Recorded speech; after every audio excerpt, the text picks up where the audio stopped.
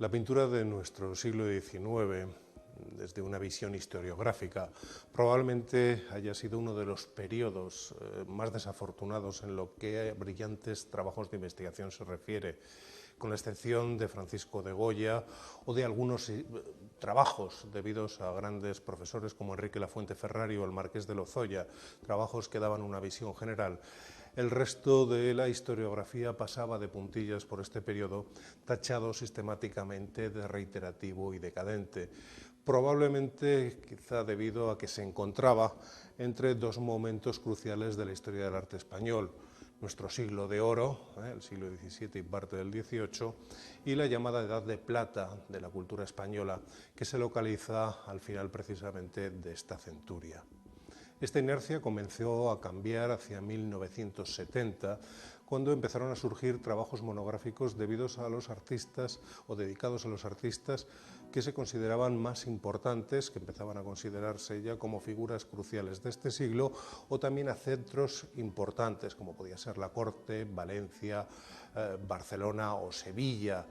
Pero estos estudios revelaban al mismo tiempo que el conocimiento general de la pintura de este siglo distaba mucho de estar completo. Faltaban estudios referidos a centros regionales o locales, que cuando uno se detenía en ellos se encontraba realmente un panorama asombroso. Esto es lo que ha pasado en Segovia a la hora de preparar esta exposición, y ese objetivo de ir completando ese puzzle de la pintura del siglo XIX española responde esta exposición para la que nos hemos fijado tres criterios. En primer lugar, los pintores nacidos o muy vinculados a Segovia. En segundo lugar, aquellos artistas que recalan en nuestra ciudad y en nuestra provincia trabajando temporalmente. Y en último lugar, la pintura del siglo XIX en las colecciones segovianas. A pesar de lo dicho, Segovia no deja de ser una excepción en lo que se refiere al estudio de la pintura del siglo XIX, ya que en una fecha tan temprana como 1949 se celebraba en nuestra ciudad una exposición que contaría después con un artículo de don Luis Felipe de Peñalosa publicado en Estudios Segovianos y que llevó por título Retratos segovianos del siglo XIX. Uniéndose al espíritu pionero de aquella muestra, Caja Segovia lleva muchos años adhiriéndose a una corriente científica todavía reciente que trata de rescatar a este siglo XIX del olvido, un hecho del que estas paredes del Torreón de Lozoya han sido testigos a través de una línea de exposiciones que ha permitido disfrutar de muestras realmente importantes.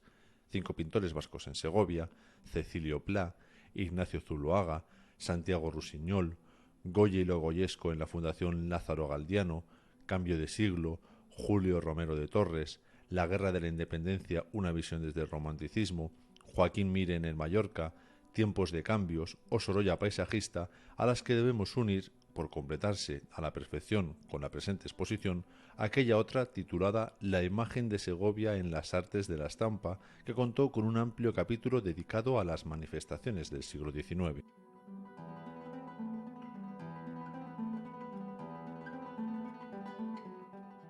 Aunque siempre es arriesgado y siempre es inexacto ponerle unos límites cronológicos a un estilo artístico, podemos decir en términos generales que el neoclasicismo español se desarrolla desde 1780, es decir, a finales del siglo XVIII,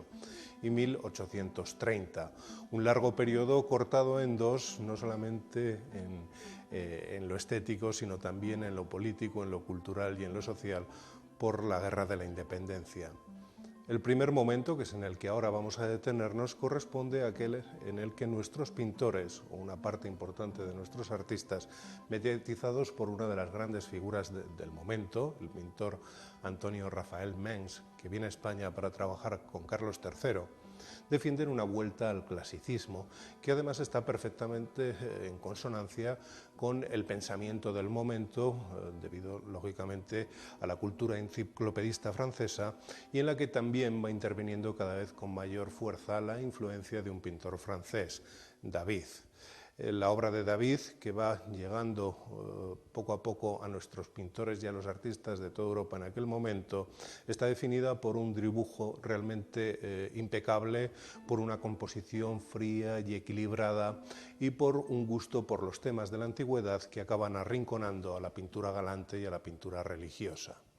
No obstante, este tipo de pintura encuentra serios obstáculos para imponerse del todo en España. El primero y el más brillante de todos es, desde luego, la libertad creativa de Goya, que nunca se plega del todo a las corrientes estéticas del momento que le tocó vivir.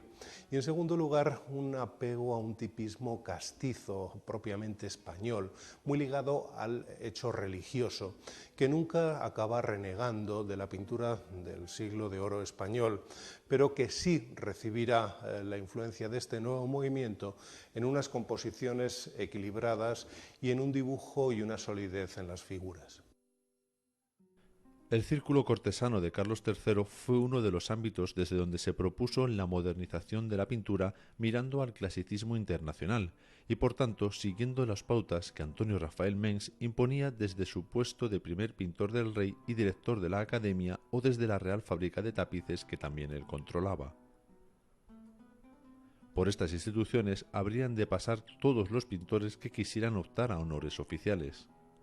Artistas como Mariano Salvador Maella o Francisco Valleu, colaboradores de Mengs, formaron a los pintores que iban entrando en el círculo cortesano, entre ellos a Ramón Valleu, condiscípulo de Goya. En este contexto se sitúa su relación con núcleos segovianos como el Palacio de la Granja de San Ildefonso, la Catedral de Segovia o la Iglesia de Tres Casas. De más atrás venían los vínculos de la familia Salvador Carmona con nuestra provincia. El escultor Luis Salvador Carmona había trabajado en las Fuentes de la Granja y para diversas parroquias de aquella localidad durante el reinado de Felipe V, siendo el escultor español preferido por el monarca hasta el punto de hacerle intervenir en su propio cenotafio, sito en la Colegiata de San Ildefonso. Su hermano Pedro casaría con María García, natural de Navalmanzano, y sus hijos Manuel y Juan Antonio Salvador Carmona, grandes grabadores, continuaron su relación con Segovia. Aquí moriría la primera esposa de Manuel, enterrada en la iglesia de Santa Columba, y aquí trabajarían también en ocasiones Juan Antonio al servicio del infante don Luis de Borbón, ejecutando obras que fueron muy populares, como la estampa del Cristo del Perdón de la Granja.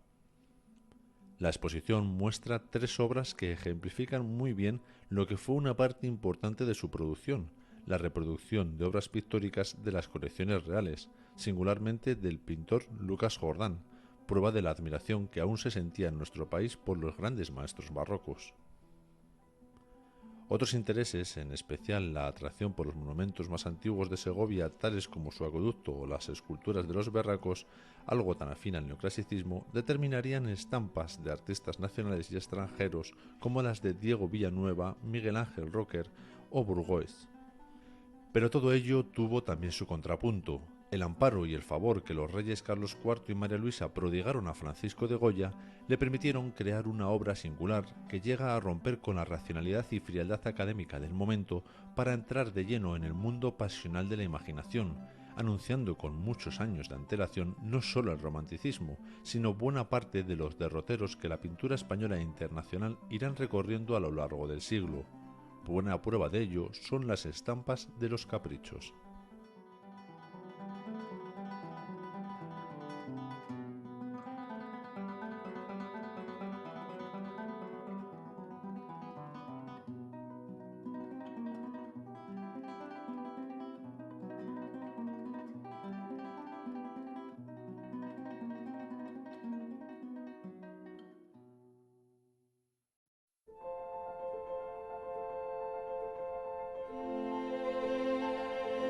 El segundo periodo del neoclasicismo español, tras la Guerra de la Independencia y tras la vuelta de Fernando VII al poder, olvidó las lecciones de Goya, tampoco afectó a los gustos de Fernando VII y prefirió involucrarse en el lenguaje internacional que por entonces venía de Francia. Eso determinó que los artistas más importantes del momento en nuestro país se formaran precisamente allí, muy cerca del pintor David, como es el caso de José de Madrazo, quien también aprendió las lecciones del clasicismo directamente en Italia, acompañando al rey Carlos IV en su exilio. No obstante, hubo también una corriente continuista con el periodo anterior, con el primer periodo del neoclasicismo español.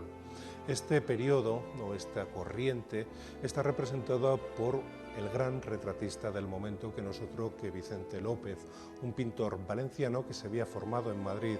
directamente bajo el influjo de los seguidores de Antonio Rafael Mengs, que son Francisco Valleu y Mariano Salvador Maella.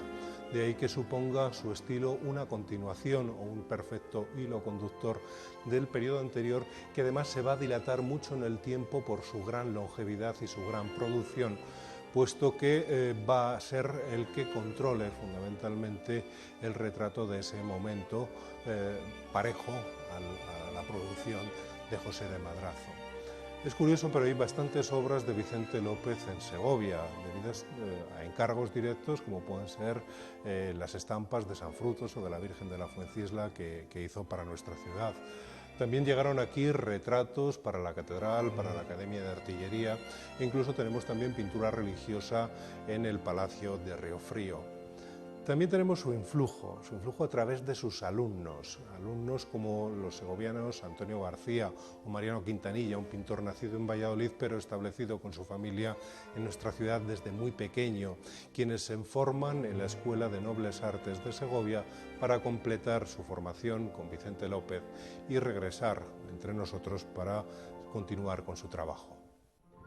El caso paradigmático de un pintor español conocedor de los nuevos gustos internacionales va a ser el de José de Madrazo, discípulo del propio David, quien regresará a España para recibir los más altos honores y privilegios a los que podía aspirar un artista.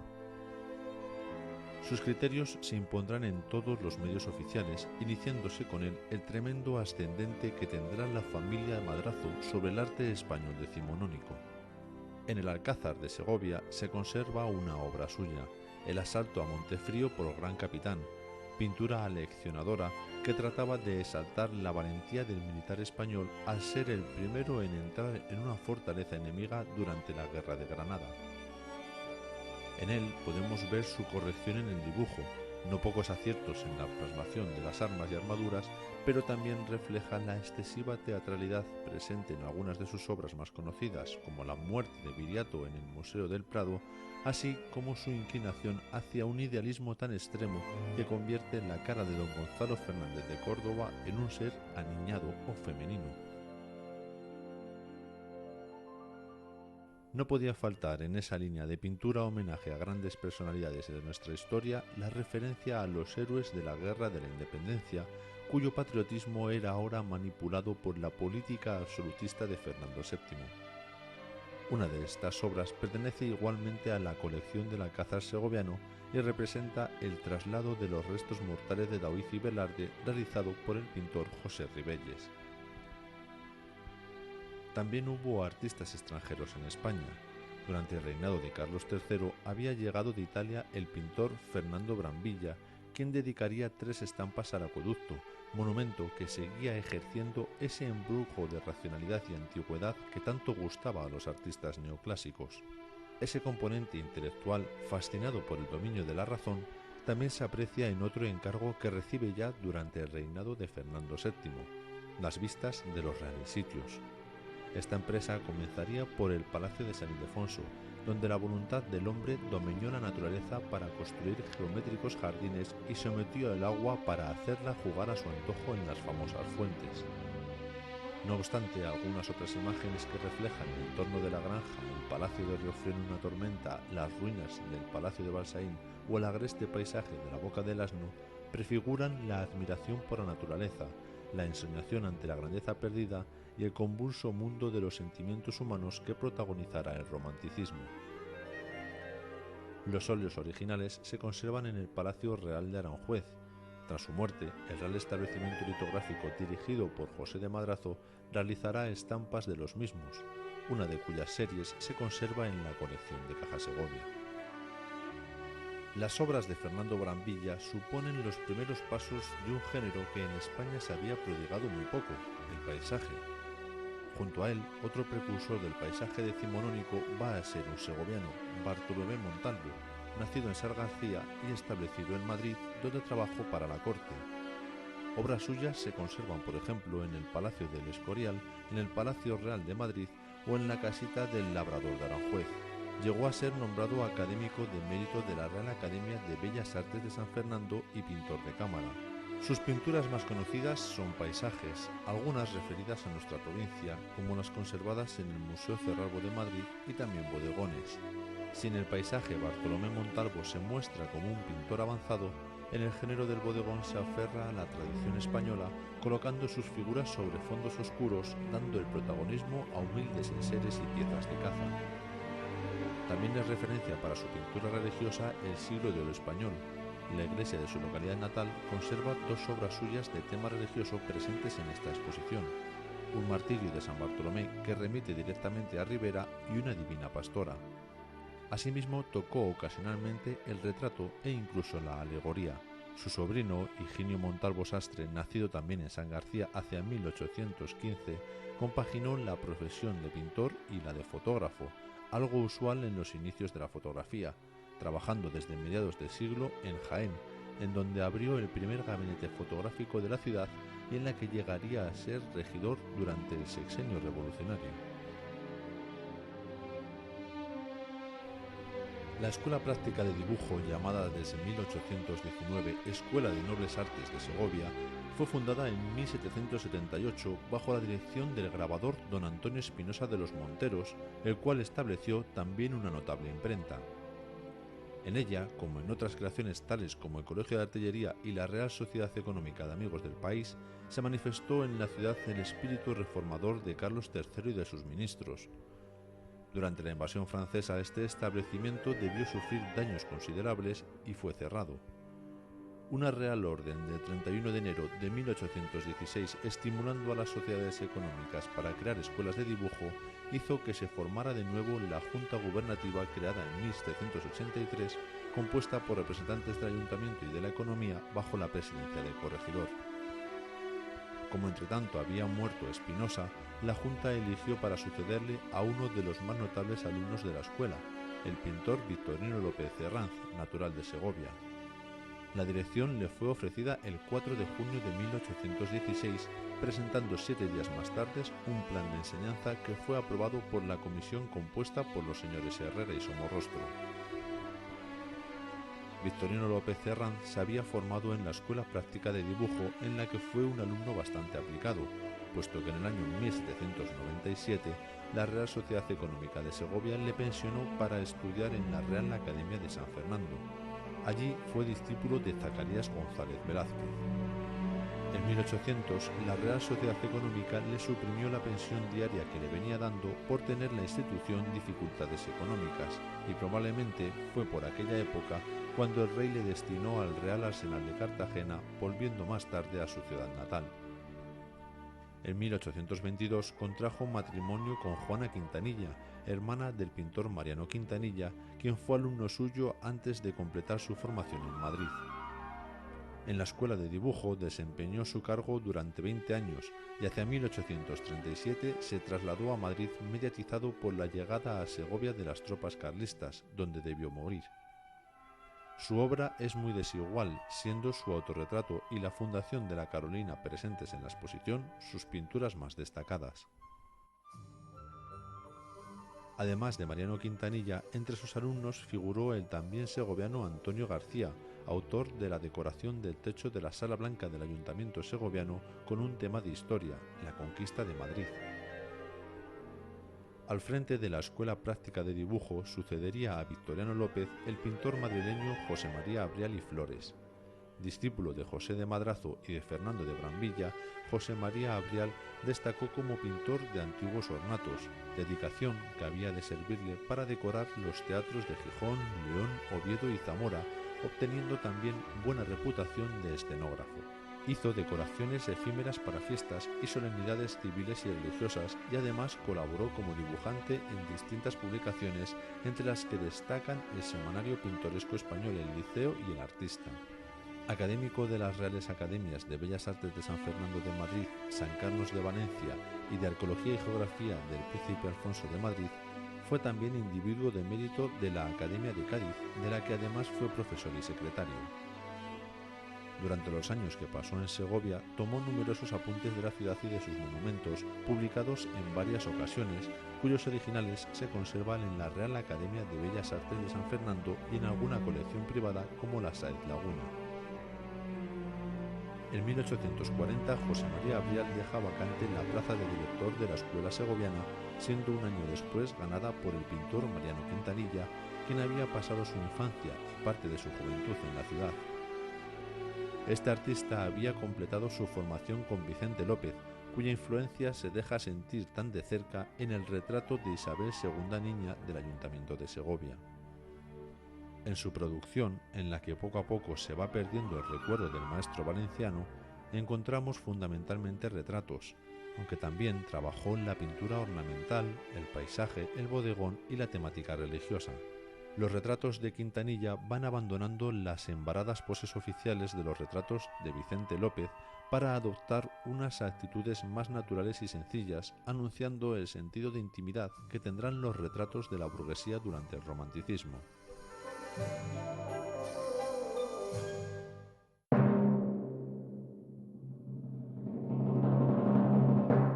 Napoleón había tratado de crear un imperio unido por una cultura y unido por un único poder, el suyo, en una Europa unificada. Pero aquel intento de subyugar a todas las naciones bajo su poder despertó también las conciencias nacionales, esas conciencias que van a ir creando un estado de ánimo en el pensamiento, en la sociedad y en la cultura, también en lo político, que son las que van a protagonizar el momento cultural del romanticismo, un movimiento en el que prima todo lo opuesto al neoclasicismo, todo aquello que había acompañado al momento de Napoleón. Se prima el sentimiento, el misterio sobre la razón, se prima la religión, se fascina nuestros escritores y nuestros pintores por el mundo de la muerte, por el misterio. Se fascinan igualmente por la evasión del momento presente, por buscar el pasado, por el encuentro con otras culturas como la islámica. Todo ello convierte a nuestro país en el perfecto tópico de esta cultura romántica, lo cual va a determinar que sean muchísimos viajeros de toda Europa, incluyendo también a artistas, los que lleguen buscando esa esencia del movimiento romántico en nuestro país y que acabarán impregnando también la conciencia de nuestros artistas y por tanto su producción. Los tres focos principales de la pintura romántica en España se sitúan en Andalucía, Madrid y Barcelona. Los dos primeros, Andalucía y Madrid, se hallan conectados por las figuras de Valeriano Domínguez Becker, José Gutiérrez de la Vega y Antonio María Esquivel, pintores andaluces que se establecen en la capital, a donde llevan su admiración por uno de los grandes maestros del siglo de oro español, Bartolomé Esteban Murillo, que Antonio María Esquivel supo transmitir a su hijo Carlos, autor de la célebre Visita de San Francisco de Borja a Carlos V, conservada en la Catedral de Segovia. Es este un tema histórico perteneciente a un género que ahora se consolida, la pintura de historia.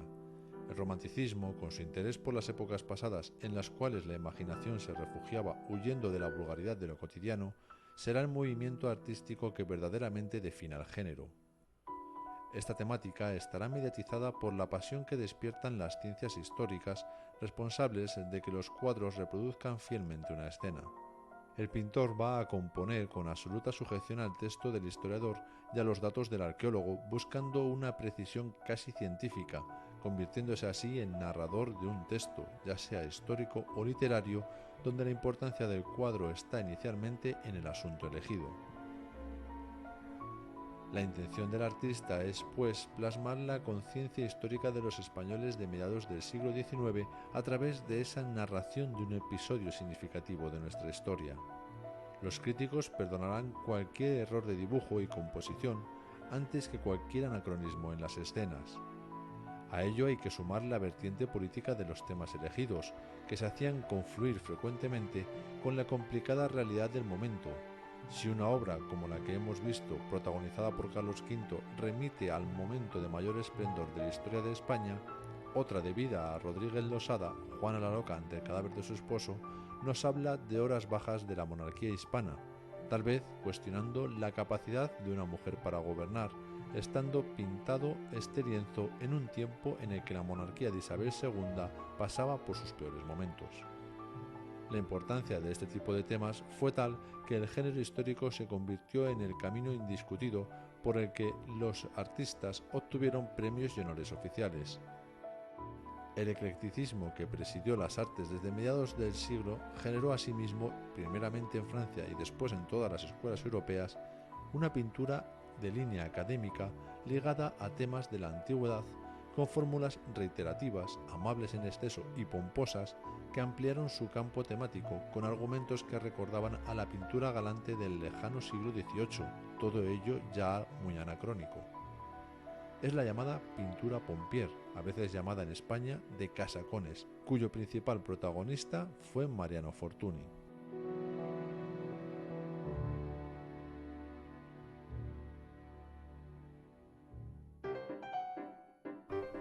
En otro orden de cosas, el siglo XIX es el momento más propicio y fecundo para el género del retrato, beneficiado por la aparición de nuevos clientes que surgieron con los cambios sociales aparejados a las revoluciones burguesas.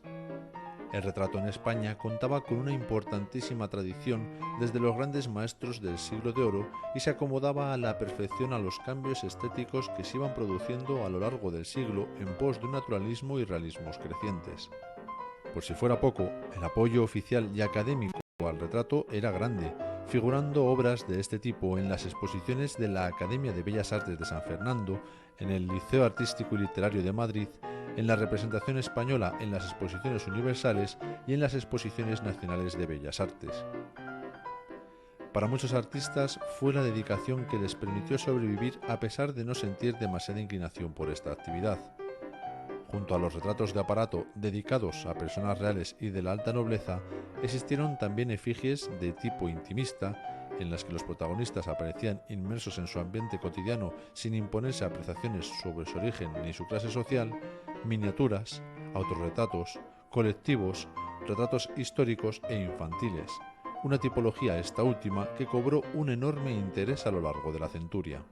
En Segovia, la presencia de los palacios reales de la Granja y Río Frío, la existencia de una arraigada nobleza que perpetúa su memoria en retratos y miniaturas, la demanda de los organismos oficiales y sobre todo los encargos que generales y altos mandos militares de la Academia de Artillería realizan a grandes artistas han posibilitado la existencia de un buen nutrido grupo de retratos que abarcan la totalidad del siglo, debiéndose algunos de ellos a firmas de reconocido prestigio como Vicente López, Esquivel o Gutiérrez de la Vega, que coexisten con otros anónimos o de artistas prácticamente desconocidos como Carlos Blanco, el Sereno, artista que vino a Segovia a retratar a uno de nuestros obispos, realizando alguna obra más como el retrato infantil de don Luis López de Ayala, conde de Cedillo.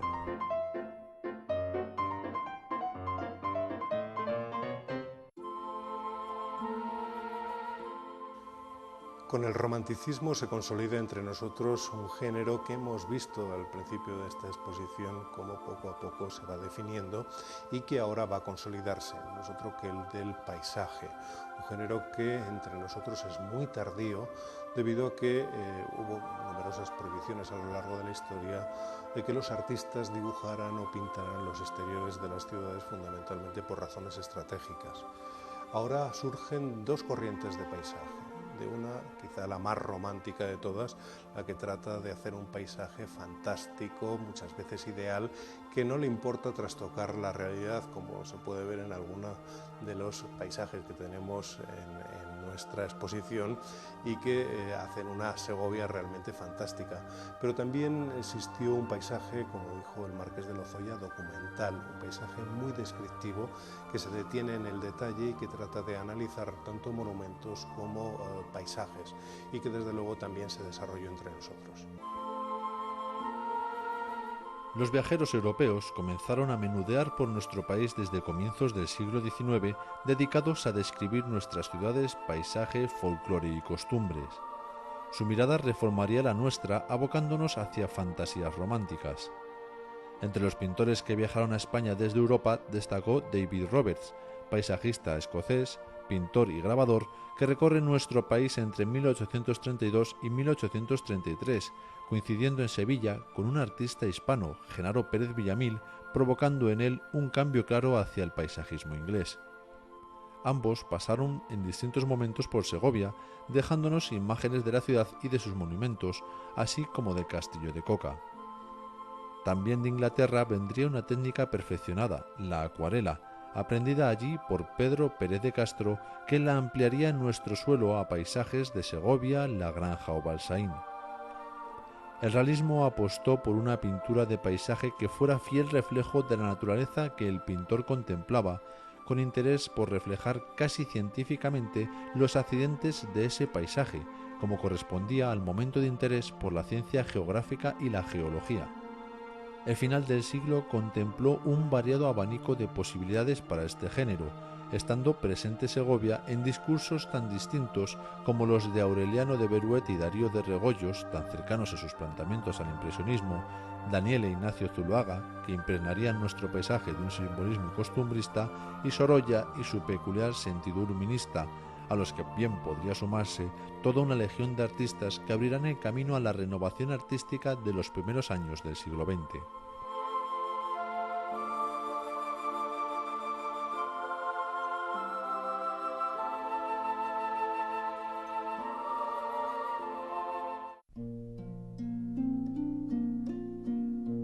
Rebasada ya la mitad del siglo, Europa vive un tiempo de convulsiones. La revolución industrial da lugar a una nueva clase,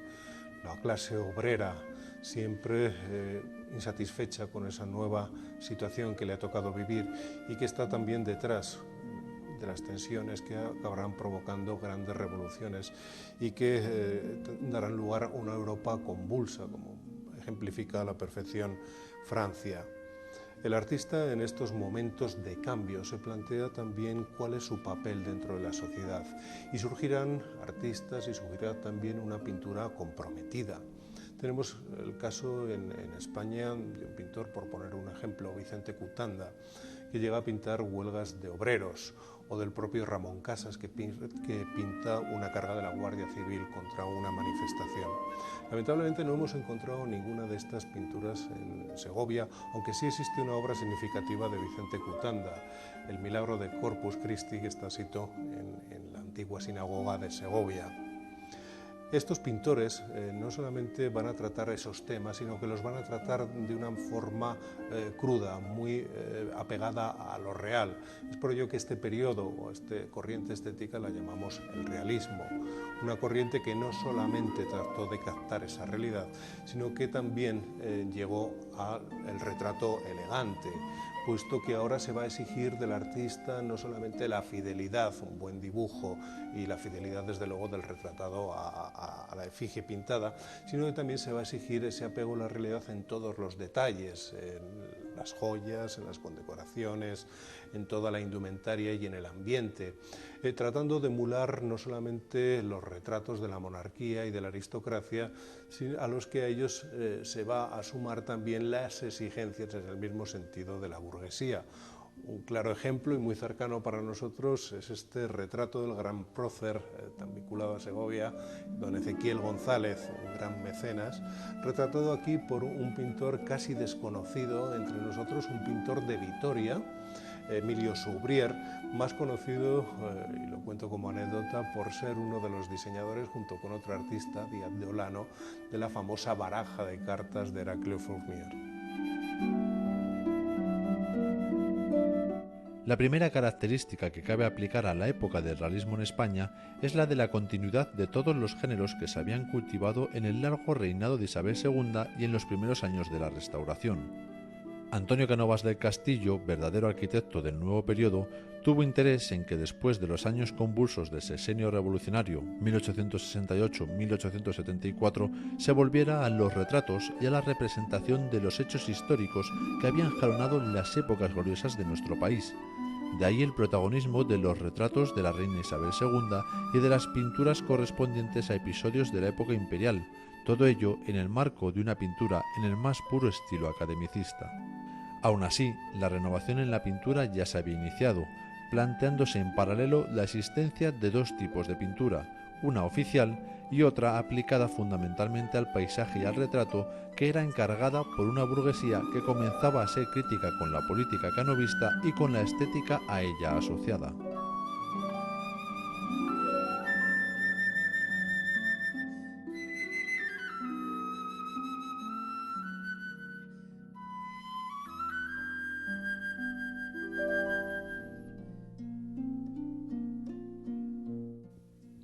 Terminamos aquí este recorrido por este patrimonio